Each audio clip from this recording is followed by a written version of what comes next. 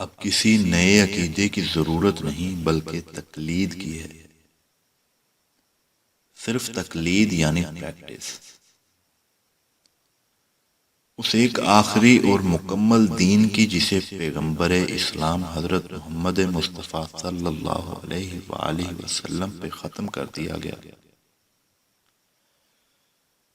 اب ہر وہ شخص خسارے میں رہے گا جو دین کی رسی کو مضبوطی سے تھامنے کی بجائے تفرقے کی راہ اختیار کرے گا۔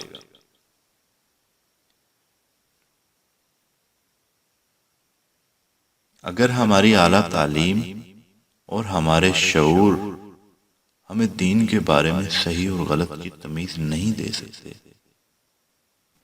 تو پھر ہم میں اور اس جانور میں کوئی فرق نہیں جو سبز تازہ گھاس کے ایک گٹھے کے پیچھے کہیں بھی جا سکتا ہے، اس بات کی پرواہ کیے بغیر کہ اس کا ریوڑ کہاں ہے۔